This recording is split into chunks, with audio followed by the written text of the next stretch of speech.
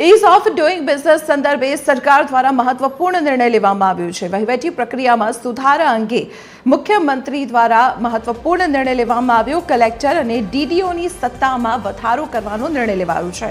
વિવિધ હેતુ માટે હવે સરકારી જમીન ફાળવણી સહિતની જે કાર્યવાહી છે તે ખૂબ જ ઝડપી બનશે। હવે નાગરિકોએ આ તમામ કાર્યવાહી માટે ગાંધીનગર સુધી ધક્કા નહીં ખાવા પડે।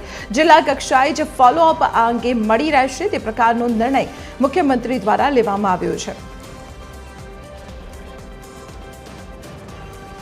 ત્યારે સોનલ અનરકટ એસોસિએટ એડિટર અત્યારે આપણી સાથે ફોન લાઈન પર જોડાયેલા છે। Sonal, ease of doing business માટે મુખ્યમંત્રી દ્વારા કેટલાક મહત્વપૂર્ણ નિર્ણયો લેવામાં આવ્યા છે। સ્થાનીય સ્તરે હવે સત્તામાં વધારો કરવામાં આવ્યો છે। શું વધુ વિગતો મળી રહી છે?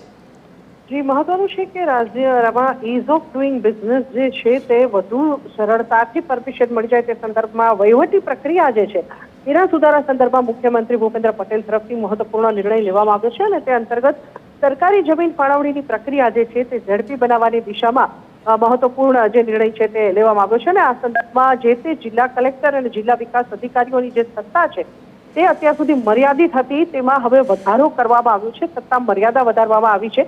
આ નિર્ણયથી સીધો લાભ એ થશે કે સરકારી પ્રોજેક્ટ અને ઔદ્યોગિક સામાજિક હેતુ માટે જ્યારે સરકારી જમીન ફાળવણી કરવાની હશે ત્યારે તે પ્રક્રિયા વધુ ઝડપી બનશે, કેમ કે સ્થાનિક સ્તરેથી એટલે કે કલેક્ટર અને ડીડીઓ હસ્તક જ ત્યાં જમીન ફાળવણીનો નિર્ણય છે તે કરી દેવામાં આવશે, જેના પગલે તાત્કાલિક અસરથી જે જમીન ફાળવણીની પ્રક્રિયા છે તે પૂર્ણ થશે। અત્યાર સુધી એવું થતું હતું કે આ જમીન ફાળવણીના નિર્ણય સંદર્ભમાં જે સ્થાનિક નાગરિકો છે તેમને ગાંધીનગર સુધી ધક્કા ખાવા પડતા હતા અને જે પ્રક્રિયા છે તે વધુ જટિલ અને લાંબી બની જતી હતી। પણ હવે જ્યારે કલેક્ટર અને ડીડીઓને સ્થાનિક કક્ષાએ એટલે કે જિલ્લા કક્ષાએ જ્યારે આ સત્તા સોંપી દેવામાં આવી છે ત્યારે આગામી દિવસોમાં હવે જમીન ફાળવણી કોઈ પણ હેતુ માટે ચાહે હોય તે જમીન ફાળવણીનો નિર્ણય પણ સ્થાનિક કક્ષાએ એટલે કે જિલ્લા કક્ષાએ તે જે કામગીરી છે તે પૂર્ણ થશે અને પરિણામે જે નાગરિકો છે તેને જે તે પોતાના જિલ્લા ખાતે સમગ્ર જમીન ફાળવણીની પ્રક્રિયા છે તેનું ફોલોઅપ મળી રહેશે અને તેના પરિણામે જે બિઝનેસ હોય તો એનું સ્થાપન જે છે, ઉદ્યોગ હોય તો એની જે પરવાનગીઓ તમામ પ્રકારની છે તે બધું જ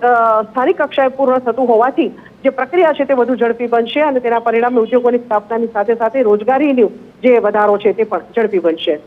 જી ચોક્કસ સોનલ, આભાર માહિતી આપવા બદલ। તો જે પ્રકારની મહત્વપૂર્ણ જાણકારી સામે આવી છે ઇઝ ઓફ ડુઇંગ બિઝનેસ માટે થઈને સરકાર દ્વારા મહત્વપૂર્ણ નિર્ણય લેવાયો।